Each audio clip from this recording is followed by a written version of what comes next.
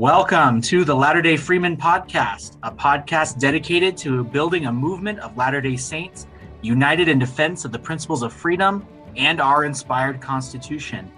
I am your host, Jacob Hibbard, and I'm joined, as I will be each night, by my fellow Freemen, joined by Jeremy Anderson and Tyson Hardcastle.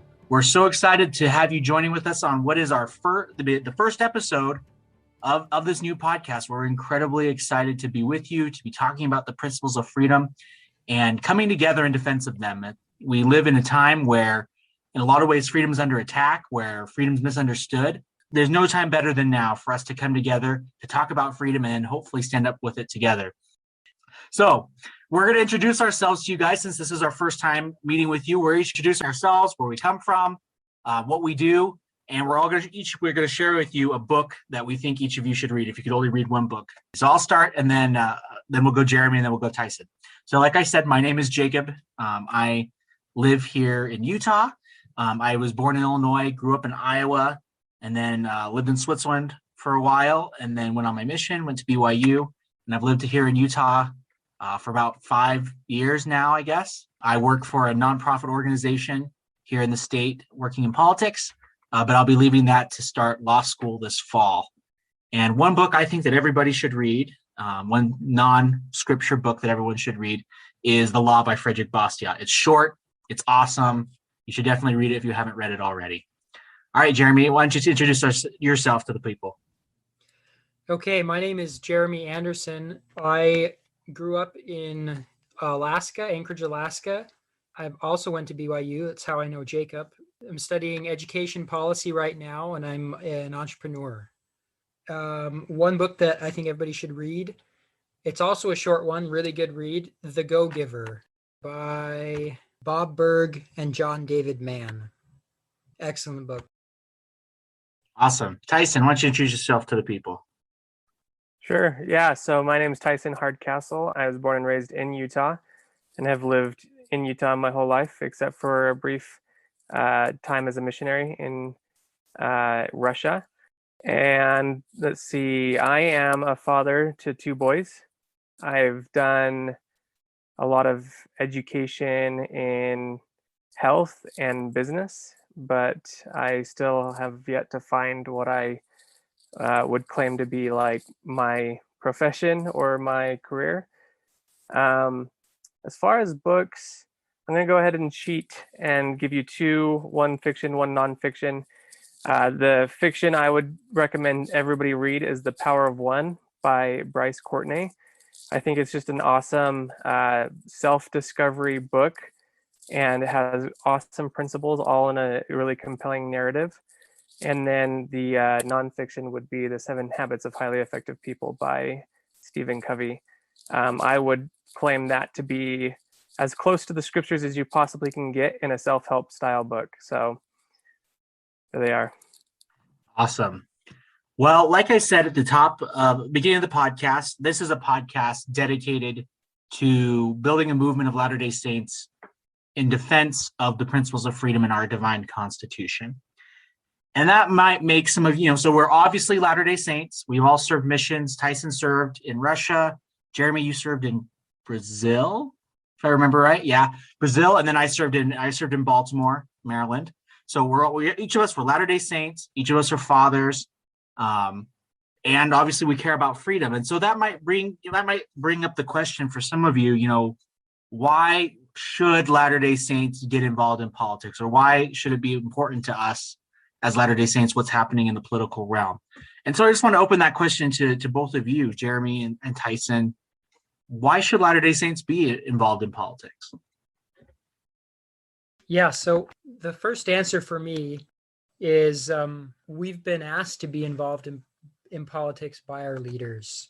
And that carries a lot of weight for me. Just in our last general conference, we had a whole talk by President Oaks, the Divinely Inspired Constitution, where he urged us to get involved, to get out there. In the middle of the COVID-19 pandemic, David A. Bednar gave a talk where he talked about the religious freedoms that were being infringed upon. And I don't have the quote here. I should have kept it up, but he essentially says, we can't let this happen again. We've got to learn from this experience. We've got to wake up and see what's happening where the government's taking away our religious freedoms, and we can't let that happen again. And so that repeated urging, which goes all the way back to Joseph Smith, honestly, that repeated urging to get involved with politics, I think is really important. Yeah, I totally agree with that. I also thought of a lot of words from prophets and apostles, church leaders throughout history. One of the ones that I really liked was from John Taylor. He said that besides the preaching of the gospel, we have another mission, namely the perpetuation of the free agency of man and the maintenance of liberty, freedom, and the rights of man. And to me, that's a pretty powerful statement. Like you said, Jeremy, our leaders have said that's something that we need to get involved in, and to put standing up for freedom and protecting rights and liberty right after, missionary work, to me is a really strong statement.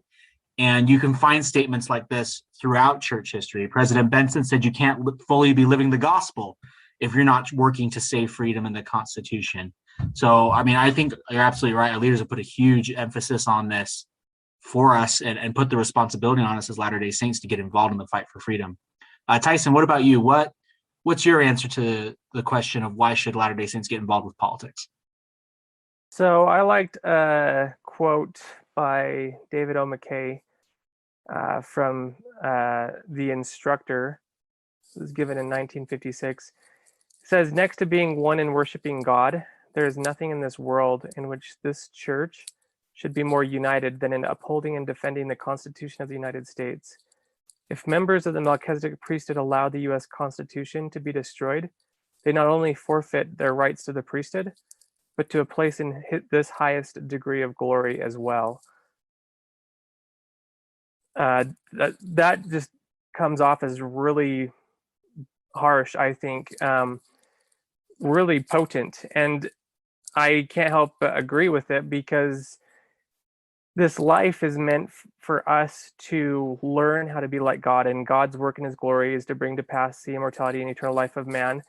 God's endless work is to cultivate in us those characteristics and attributes that led him to be who he is. And in order for us to do that, we have to uphold the Constitution. The principles enshrined in the Constitution, in part, are the way that God operates. And so if we want to inherit that glory and become like God, we have to learn those things. And in order to learn those things, we have to be able to defend those things and perpetuate them beyond ourselves, I think. No, I definitely agree with that. It's key to our progression. We need to have freedom.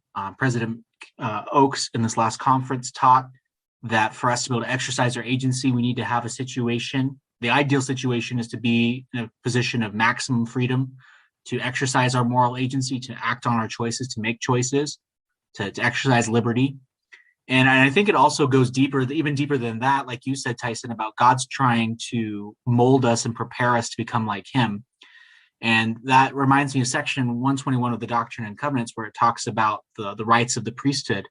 And a member of the 70 named H. Verlin Anderson, in a book that he wrote called Many Are Called But Few Are Chosen, it was one of 4 books that was recommended in General Conference actually to be read back in the 70s. So in Many Are Called But Few Are Chosen, this is a really short book. It's fantastic. You should definitely read it. He said something that I think kind of goes to the heart of what all of us have been talking about. Is he said, the problem of government is also of interest to Latter-day Saints in connection with the privilege of holding the priesthood. When we act through government, we are using physical coercion to compel our fellow men to do as we say, or forfeit their lives, liberties, or properties. It should be immediately apparent that we might direct our agent, the government, to use compulsion for wrong purposes, as well as for those which are right. If we do abuse the power of government, who will deny that this constitutes an exercise of unrighteous dominion? And so since government, like Elder Anderson says, is the use of force or compulsion, we have a duty, especially as priesthood holders, that when we vote or lend our voice in support of policies or laws, we need to look and see if this policy or law is going to exercise unrighteous dominion on our fellow citizens, our fellow Americans. Are we using force to secure rights or to impose our will? Whatever, and it might be goodwill. It might be something good, great, or that's praiseworthy. But are we imposing it by force in a way that force is not supposed to be used? And if we are doing so, that's unrighteous dominion. And like I mentioned, Section 121, what we know from 121, that if we exercise unrighteous dominion, amen to the priesthood or the authority of that person. And so going back to what you said, Tyson, the quote from President McKay, for Latter-day Saints, how we interact with government, and God says he's going to hold us accountable for our interactions with government. He says that in Section 134, verse 1. How we vote, the things that we put our voice towards, we're going to be held accountable for that, because that's how we'll be directing our common agent, the government, which exists to secure our rights to do certain things. And if we're directing it to do things that don't fall within its divine purpose, we will be held accountable for that. And that's incredibly important. And like Tyson, your quote from President McKay said, that has eternal consequences. So yeah, I actually absolutely love D&C 121. And when we're talking about God's, the priesthood and our right to the priesthood, I think it's an important thing to note how the priesthood comes to us. Under what kind of principles or laws it's being directed. If we go to D&C 121, towards the very end, verse 45, it says, "Let thy bowels also be full of charity towards all men, and to the household of faith, and let virtue garnish thy thoughts unceasingly. Then shall thy confidence wax strong in the presence of God, and the doctrine of the priesthood shall distill upon thy soul as the dews from heaven." I really like the fact that it kind of introduces this imagery of dews, or rather like nature. It kind of compares the way we get the priesthood to the way like nature operates, and nature operates by law. We can understand why dew forms on a blade of grass based off of humidity and temperature and things like that. That's completely how the priesthood is given to people as well. Whether or not we acquire the priesthood is going to be entirely manifest by a natural process of people wanting to allow our influence to touch their lives.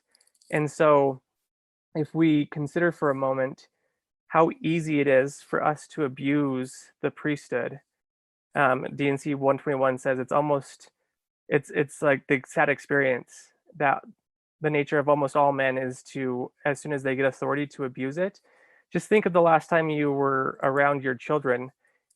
Stephen Covey, in his book, The 7 Habits, before he starts talking about the actual habits, he has a bit of an introduction, and he talks about an experience he had where he resorted to his position of power or authority over his daughter to try and force her to share her toys with her friends, and how miserably that failed for him.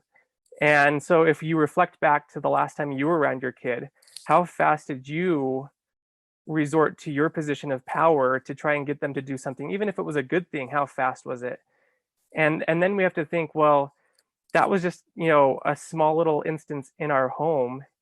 How fast do people in the public sphere, one can pursue self-aggrandizement or self-enrichment, how fast those go toward abuse in that situation? I really like, go ahead, Jeremy. Oh, no, go ahead. I was going to say, I really love how you tied in the imagery of Section 121 of the dews from heaven, and that, there are natural laws that result in dews from heaven, about, you mentioned humidity and things.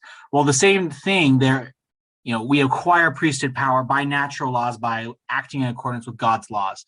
And we as a society, as a nation, acquire prosperity, happiness, the blessings of liberty when we act as a country, as a nation, through our laws, through the ways that we live our lives as individuals, privately, if we act in accordance with natural laws, those blessings that we seek for our country, for our society, also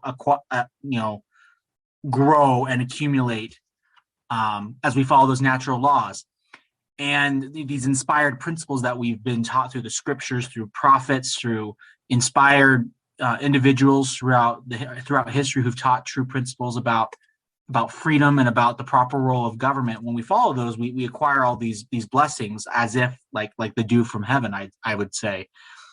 And so that kind of leads me to broach another question for us to consider is, if we have these natural principles, we have these principles that lead to happiness and to peace and prosperity. And, our country in many ways is the most prosperous, free society that's ever existed on the earth. I guess you could maybe quabble over the Nephites after Christ came and the city of Enoch. But when it comes to nations for a long period of time, we are the most prosperous free nation in the history of the world. And so that leads to the question is, what principles or natural laws have we followed as a country, or should we be following as a country, so that we can receive those natural blessings that are promised or that are available to us through following them? Well, we've got some quotes here from President Benson kind of addressing this exact question. He asks this question: what are the fundamental principles which have allowed the United States to progress so rapidly and yet remain free? First, a written constitution, clearly defining the limits of government so that government will not become more powerful than the people. Second, an economic system which is characterized by free enterprise, the right to venture, the right to choose, private property, the right to own, develop, and enjoy, a market economy, the right to exchange and to profit. Third, building an open society where each individual enjoys the greatest opportunity to improve himself, to travel, to become educated, to invent, to compete, to build, to speak, to worship, and to pursue happiness in whatever way the individual finds most satisfying and worthwhile. Fourth, assigning government the role of referee rather than competitor, giving it enough power to provide peace, order, and security, but not enough power to rob the people of their liberty or take their property without due process of law. That comes from a speech he gave in September of 1962. Fantastic. Yeah, I wanted to highlight one thing kind of in the third pillar here that stood out to me. He lists all of these freedoms that we have, and he says we have the freedom to pursue happiness in whatever way the individual finds most satisfying and worthwhile. There's an interesting book called Drive: The Surprising Truth About What Motivates Us by Daniel Pink.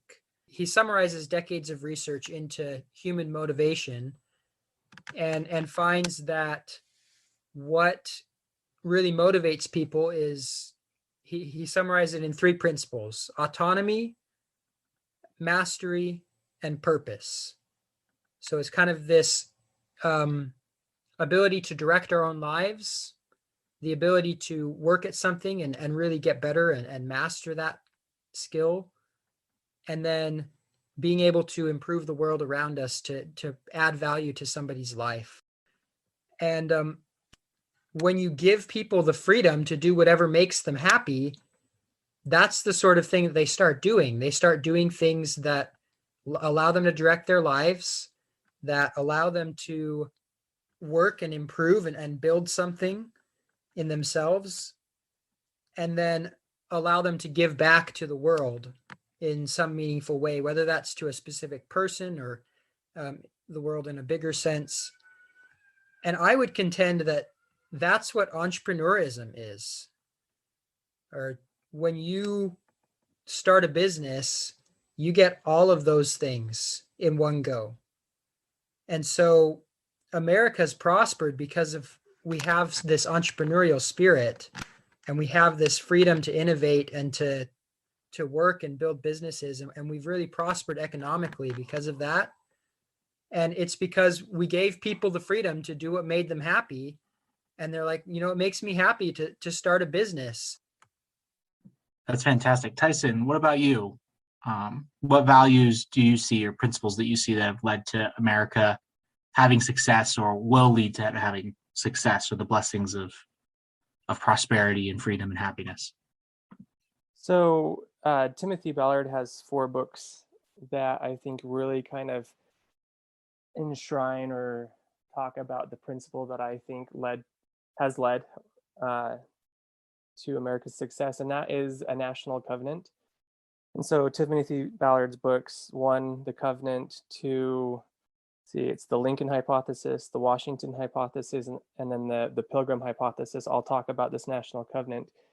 But I wanted to pull in a quote from the Book of Mormon that also talks about national covenant. It's in 2nd Nephi. It's actually a couple different verses that I've kind of stitched together to get a full narrative. And so I can't give you quite all the verses, but if you read 2nd Nephi, you'll find them. So it says, "Wherefore this land is consecrated unto him whom he shall bring. And if it so be that they shall serve him according to the commandments which he hath given, it shall be a land of liberty unto them. Wherefore they shall never be brought down into captivity. If so, it shall be because of iniquity. For if iniquity shall abound, cursed shall be the land for their sakes. But unto the righteous it shall be blessed forever. Oh, that ye would awake from a deep sleep, yea, even from the sleep of hell, and shake off the awful chains by which ye are bound, which are the chains which bind the children of men, that they are carried away captive down to the eternal gulf of misery and woe.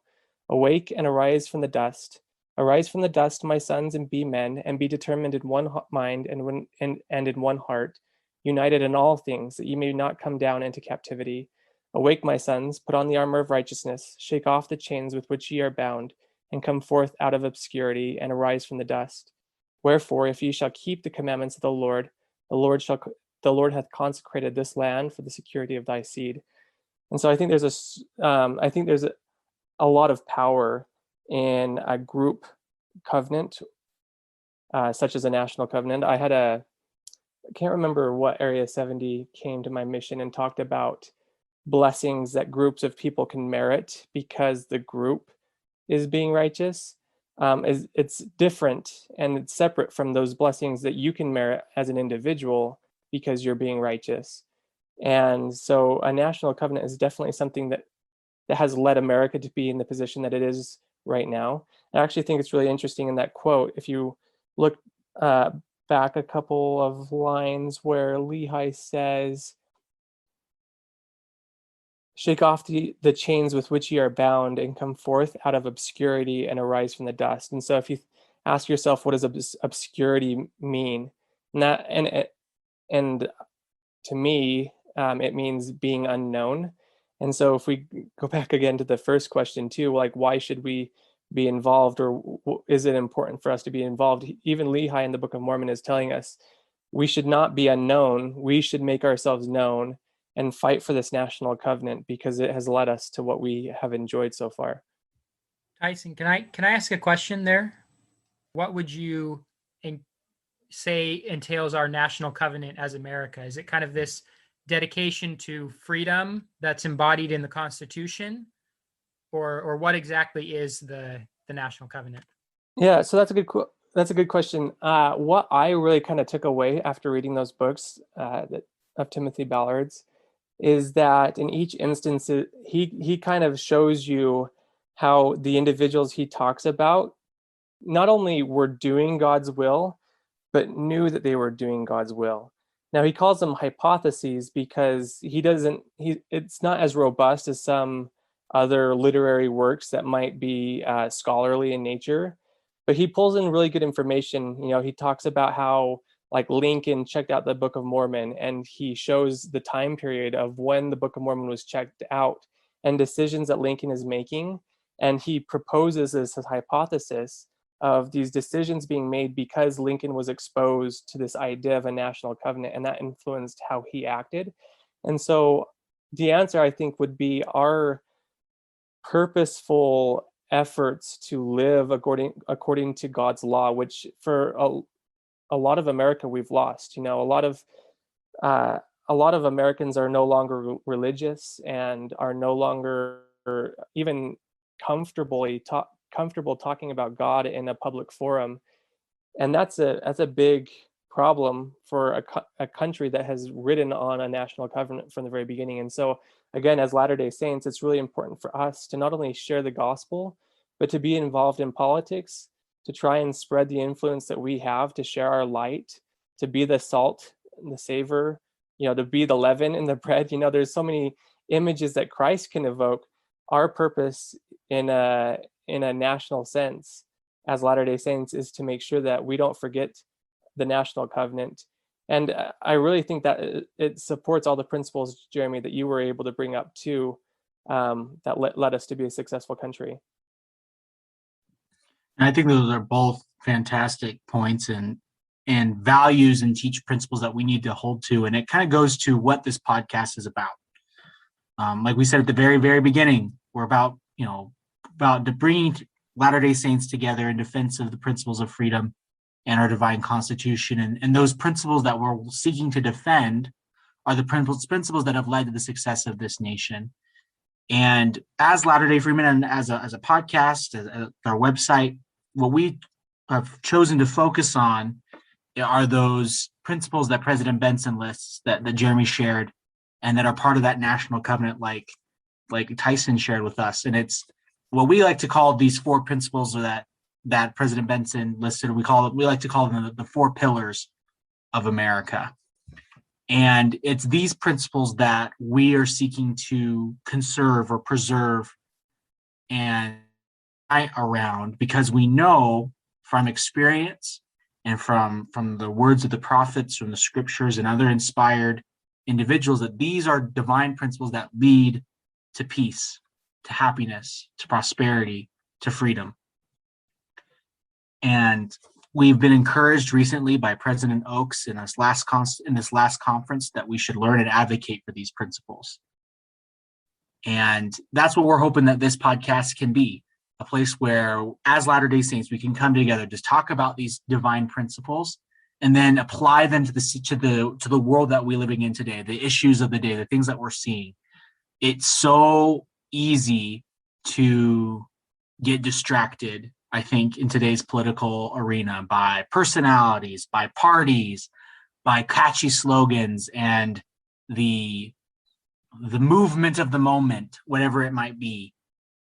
And if we are to preserve our freedom, if we are to preserve a country that can give us the opportunity to exercise our God-given rights so that we can progress spiritually, if we were to keep the national covenant that we have, we as Latter-day Saints need to be involved, but we need to be involved championing, not for parties, not for personalities, but for the eternal principles that we know from natural law lead to the kind of society that we want to live in. And what we hope to bring to you is to as a place to learn about those principles, to give you that framework so that you can understand what's happening in the world around you and apply these principles in a way that will lead us as a country towards a national restoration of freedom, I guess you could say.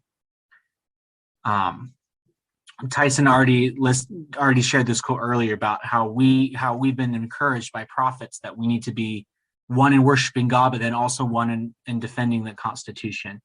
And that's what we're seeking to build. We're trying to unify around those true principles. Anything that you'd like to add to that about what we're trying to accomplish with this podcast? Yeah, one thing I think is really important, and it's pulling back on the principles of the priesthood, is to try and not only instill in ourselves through practice, which whenever we're talking on this subject, is kind of practice for ourselves, especially when there might be disagreement, but also to encourage and maybe even model in a sort of way, the way that we can have discourses among each other in a civil manner. If we disagree, it's usually because we either aren't communicating correctly or just because we are both focused from a different perspective on something that's really important. And it's really important for us to be able to reach across that aisle and to validate each other's perspectives and beliefs. And that's not necessarily to say that, nobody's right and nobody's wrong. That's just to say that, the feelings that each person is feeling is something that we need to acknowledge. And I think when we can do that, we will find that the turmoil and the distress that gravitates around politics, especially in our day and age, hopefully will melt away, and that we can be people of different hearts and different minds, but through conversation become more and more people of one heart and one mind, like what we read in the scriptures. Yeah, I really like that. I would add kind of two things. I really want Latter-day Saints to get involved with politics. I think if we just got more Latter-day Saints involved politically, we would benefit as a nation. And I think it goes back to that national covenant that you articulated so well, Tyson. Even if your political views are completely opposite of mine, if you're dedicated to the Lord and you're trying to hear what he has to tell you and do what he tells you to do, I want you involved in politics, because that's exactly what we need. And so that's kind of the first one. And the second one is, I feel like you touched on this, Jacob, but every problem that we have in our society today, it can be solved by the principles of the gospel. And that includes all of our political problems. And so my hope is that we can start to tackle some of these problems. Those are some of the things that I really hope we can help happen with this podcast. Yeah, I totally agree. We need to be unified, and there's been a lot of emphasis from the brethren about unity, and President Benson talked about the importance of unity and unifying around correct principles. And what we hope that we can unify around are these pillars of freedom, these pillars of America that President Benson shared, the pillars of America that are going to lead to these blessings. And we hope that as you listen to us, and you might not agree with everything we say, and that's great. We want to interact with you as well. But this is also an optimistic podcast. President Oaks told us that we need to be optimistic about the future because America does have a bright future. And we know that you can be a part of that we all can play a role in America having a bright future. One of my favorite quotes from President Benson, he gave this talk in 1987 for the bicentennial of the ratification of the Constitution at BYU, and a talk called "The Constitution, Heavenly Banner." And near the end of it, he said that he talked about how much he valued the Constitution. He said, "I testify that the God of heaven sent some of his choicest spirits to lay the foundation of this government, and he has sent other choice spirits, even you who read my words, to preserve it." And I know that that's true. I know that we each can play a role in preserving our divine Constitution and standing up for freedom, and that we each have a role that we can play in our homes, in our communities, and ultimately in our nation to stand up for what's right and to preserve the blessings of freedom for us and for future generations. And with that, I want to welcome you to the Latter-day Freemen podcast. We're so excited to have you with us. Please be sure to like, subscribe, comment if there's a topic that you'd like us to cover. You can send us a message on either on Facebook, Instagram, or Twitter. We're on all those platforms, or comment here on YouTube, or comment on YouTube as well. But for Jeremy and for Tyson, I want to thank you so much for joining us, and we will see you next week.